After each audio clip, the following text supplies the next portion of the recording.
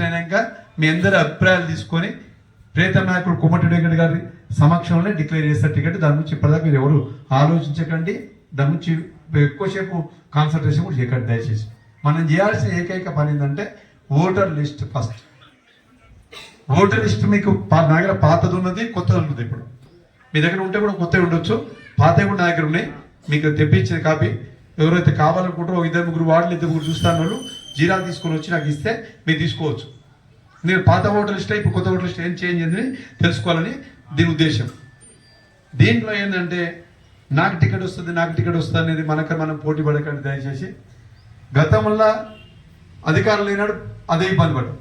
మళ్ళీ ఇప్పుడు అధికారం ఉన్నాడు కూడా మనం కొట్టాడుకుంటే మన గ్రామ పంచాయతీ ఎలక్షన్లు చూసాం. మనం ఇద్దరు యాసిడ్ డబల్ పోటీ చేసాం, 3వ వ్యక్తి గెలిచిండు. మిమ్మల్ని రిక్వెస్ట్ చేస్తుంది ఏంటంటే ఒట్టిదే ఊకే రాదంటారు చూసినావు, ఒట్టి ఎవరైతే సిద్ధంగా లేరు ఓటు మనకు. మన మధ్యలో ఉన్న వార్డులకు 50 కన్నా బూతులు పెరగవు. అవుట్స్కర్ట్స్ వార్డ్స్, ఇటు దేవరకొండ రోడ్, ఇటు సాగర్ రోడ్, మిరారం రోడ్, ఇటు మరిపురం సైడ్, ఇటు సైడ్ ప్లస్ పానగల్ రోడ్ల ఈ వార్డులలో బూతులో 100-150 పెరిగినాయి. మిగతా దగ్గర అయితే 50 ఎక్కువ పెరగలేదు. మీకు పాత ఓటర్ లిస్టు చూసుకోండి, అవి కొత్తదాన్ని చేసుకొని మీకు యాడ్ అయినాయి. ఆ లిస్టులో ఎమ్మెల్యే ఎలక్షన్ ఓటర్ లిస్టుగా యాడ్ చేసుకుంటే అయిపోతాయి. ఎంత చదివితే మీరు అది మీకు అర్థం కాదు. అందరూ నేను కాదు ఎవరుగా ఎన్నిసార్లు చేసిన మాకే గుర్తుండదు. అవి చూసుకుని గుర్తుంచుకోండి, ఎందుకంటే దాని ప్రకారం పోతేనే ఈజీగా వస్తుంది. అంటే కొన్ని వార్డులల్లో 800-700 పెరుగుతాయి, కొన్ని వార్డులలో 200-150 పెరుగుతాయి. అవి చూసుకోండి అంతే. ఎందుకంటే అవుట్స్కర్ట్స్ వార్డులో విపరీతంగా పెరుగుతాయి. సాగర్ రోడ్డు ఉంది, విపరీతంగా పెరిగింది. ఈ 18-19 అట్లే పెరుగుతుంది. ఈ మరి ఆర్జాల మరి కూడా ఉందిగా, ఇటు సైడ్ అట్లా చెర్లపల్లి అట్లే పెరుగుతుంది. ఇటు రాకిల్స్ కాలేజ్, తిరుమల నగర్, మున్గోడు రోడ్డు, 11వ వార్డు, 25వ వార్డు, 9, 10, 6, 7, 8 ఇవన్నీ కొత్తగా ఇల్లు అయినాయి కాబట్టి కొత్తగా పెరుగుతాయి. టౌన్ సెంటర్లకు ఉన్నాయి 100-150 పెరుగుతాయి. చనిపోయిన 50-60 ఉంటే 100 ఇట్లా పెరుగుతాయి. ఆ ఓటర్ లిస్ట్ ముందు పెట్టుకొని చూసుకోండి. పాతది కొత్తది మోహన్ దగ్గర ఉన్నాయి, 2 లిస్టులు ఇస్తాడు. అవి మీ దగ్గర తెచ్చుకున్న త్రివేది చేస్తారు తొందరగా కూడా తెచ్చుకోండి. పాత కూడా ఇస్తాం కావాలి, నేనే ఇస్తాం. ఇంకెందుకు ముందు మనకు వస్తుందా, నేనే తీసిస్తా. ఎవరికి కావాలి ఓటర్ లిస్ట్ ఇస్తా. 48 వార్డులకు సంబంధించి ఉంది. ఇంకేమైనా సూచన స్థలాలు చెప్తే కూడా చెప్పవచ్చు. టికెట్ల గురించి కాకుండా ఏదైనా మాట్లాడండి. టికెట్ల గురించి డిస్కస్ లేదు, దాని తప్ప వేరేది ఏమన్నా మాట్లాడండి. 24 మంది లేడీస్ కావాల్సింది కదా ఎవరికైనా, ఏ వార్డైనా. 7-8 మంది ఎస్సీలు కావాల్సింది కదా. 8 మంది 24, 17-18 మన బీసీలు కావాల్సింది కదా.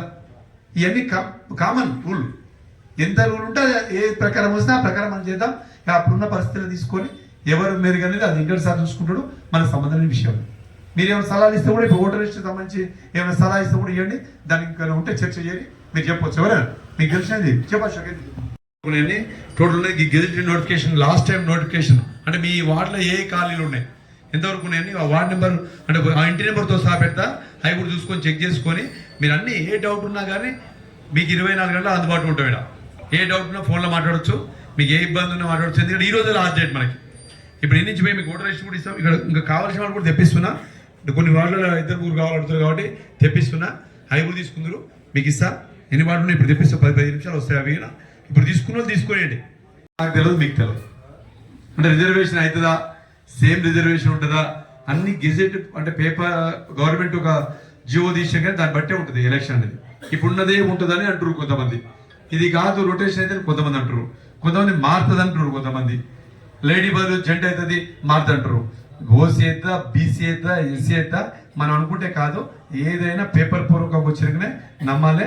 ఎవరికి వాళ్ళు చెప్తారు. కొంతమంది పేపర్ మీద రాసి పెడుతుంటారు గ్రూపులలో, అది నమ్ముకొని మీరు దాన్ని బట్టి లెక్కలేసుకోకండి దయచేసి రిక్వెస్ట్ చేస్తున్నా. మేము కానీ నా తరపున ఎవరైనా కానీ, శ్రీమతి కానీ, ఇంకా రమేష్ భాయ్ తరపున కానీ, సార్ తరపున కానీ, ఇంకా ముఖ్య లీడర్ల తరపున కానీ ఎవరికైనా టికెట్ వచ్చిందంటే నమ్మకండి దయచేసి. అది అబద్ధం మీకు చెప్పేది వాళ్ళు ఎవరైనా చెప్పినా. ఎందుకంటే మనల్ని అందరినీ పంచబెట్టాలని చూస్తారు.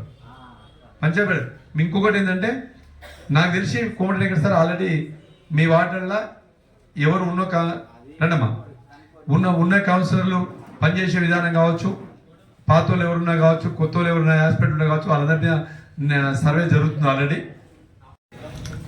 బార్డర్ దాటి ఉన్న ఓట్లు ఏవైతున్నాయో అన్ని స్పెసిఫిక్గా నెంబర్లతో సహా రాసి ఈ ఈ సీరియల్ నెంబర్ నుంచి ఈ సీరియల్ నెంబర్ వరకు మా వార్డు కాదు, ఈ పిఎస్ మాకు సంబంధించింది కాదని చెప్పేసి సీరియల్ నెంబర్లతో సహా రాసిస్తే వాళ్ళకు కూడా తీసేయడానికి ఈజీగా ఉంటుంది. కాబట్టిగా ప్రతిదీ కూడా క్షుణ్ణంగా పరిశీలించి ఏవైతే మీ బార్డర్ దాటి వచ్చిన ఓట్లు, ఎందుకంటే ఒకటే పిఎస్ నెంబరు 2-3 వార్డులలో కూడా ఉంటుంది. ఎందుకంటే ఈ సెంటర్లో అట్లాంటి సెంట్రల్ సిటీలో అట్లాంటి అవకాశం ఉంటుంది. ఎందుకంటే ఒకటే పిఎస్ 2-3 వార్డులలో కూడా యాడ్ అయి ఉంటుంది. కాబట్టి మీరు బార్డర్ ప్రకారం ఇది మనకు సంబంధించిందా కాదా అనేది అవసరమైతే పక్క వార్డులో కూడా కూర్చొని అవగాహన చేసుకోవాలి. ఎందుకంటే నిన్న 47వ వార్డు, 42, 41 వేణు ముగ్గురు వచ్చి సందీప్ వచ్చినప్పుడు మేము కూర్చొని అట్లనే చేసినాం. మా బార్డర్ దాటి వచ్చిన ఇప్పుడు 105 రాసుకొచ్చి ఉంది నల్గొండ టౌన్ మున్సిపల్ ఎలక్షన్. దాంట్లో అందరం భాగమయ్యి అట్లనే ఇక్కడ ఉన్నటువంటి అన్న గురి శ్రీనివాసరెడ్డి, గుమ్మల్ మోహన్ రెడ్డి గారి సలహాల మేరకు, సూచన మేరకు ఇక్కడ అందరం కూడా కలిసికట్టుగా పనిచేస్తే మనమే ఎక్కువ సీట్లు సాధించుకోగలుగుతాం. అదేవిధంగా నిన్న ఇప్పుడు మనకి మున్సిపల్ ఓటర్ లిస్ట్ ఇవ్వడం జరిగింది. అందులో కొంచెం మనకి ఓట్లు అటు ఇటు బార్డర్ లైన్ అన్నీ కూడా తేడా రావడం జరిగింది. వాటిని ఇప్పుడు మనం మున్సిపాలిటీ కూడా క్లియర్ చేసి మనకి ఈ రోజు కానీ రేపు కానీ ఓటర్ లిస్ట్ ఇవ్వడం జరుగుతుంది. ఇంకా ఏమైనా అభ్యంతరాలు ఉంటే కూడా అన్న దృష్టికి తీసుకొస్తే వాళ్ళతో అధికారులతో మాట్లాడి అది క్లియర్ చేయించడం జరుగుతుంది. అందరికీ ధన్యవాదాలు.